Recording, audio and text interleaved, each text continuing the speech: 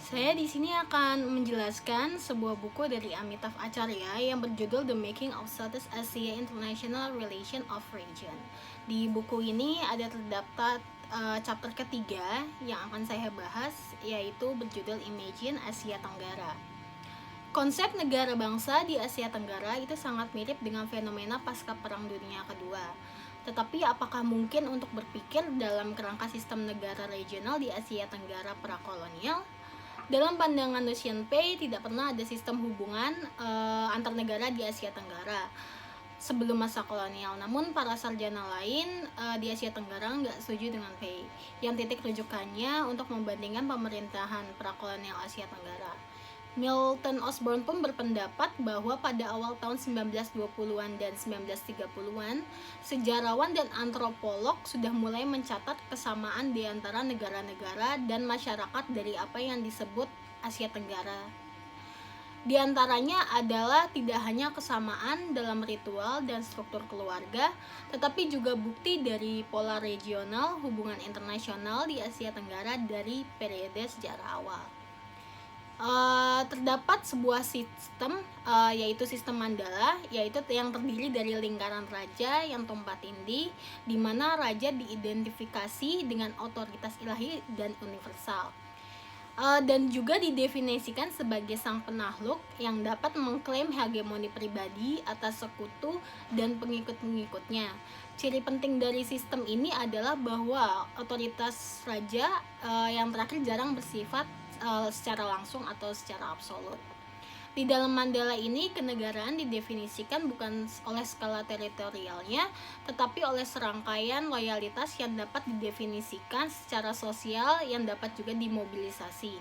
Sejumlah contoh Mandala antara abad ke-7 dan ke-14 adalah Sriwijaya, Angkor, dan juga Majapahit. Upaya untuk mengembangkan konsep regional tentang kenegaraan dan hubungan antar negara dengan menggunakan kategori-kategori seperti Mandala, negara teater, atau pemerintahan galaksi memang mengundang banyak keraguan. Alasan mengapa sistem Mandala tidak berkembang ke negara-negara kekaisaran besar melalui penaklukan mungkin karena sistem pemerintahan Mandala itu bukan secara paksaan. Seperti yang dikatakan Walters, itu penguasa Mandala tidak dipaksa atau dirayu. Konsep Mandala tidak menunjukkan struktur negara semata, tapi jaringan hubungan pribadi antara para penguasa yang semuanya bercita-cita untuk memiliki kepemimpinan yang tertinggi. Karenanya, konsep ini memiliki signifikasi geopolitik yang kompetitif, di mana seorang penguasa dapat menggunakan sarana diplomatiknya dan militer untuk memasukkan negara-negara tetangga ke dalam wilayah kekuasaannya sendiri. Di Asia Tenggara ini, perdagangan menciptakan negara dalam banyak hal, seperti sumber daya baru seperti senjata, barang mewah, redistribusi. Perdagangan ini membantu Asia Tenggara dengan menghasilkan kemakmuran komersial yang belum pernah terjadi sebelumnya. Kosmopolitanisme budaya dan tren menuju pemerintahan terpusat. Dengan membuat gambaran ini tentang bagaimana hubungan perdagangan interregional berkontribusi pada hubungan budaya dan lainnya di Asia Tenggara prakolonial.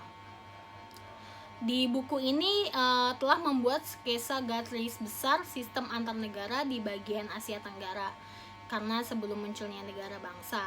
Garis besar ini sangat bergantung pada upaya-upaya untuk membayangkan masa prakolonial Asia Tenggara dalam hal pola kewarganegaraan regional dan hubungan antar negara.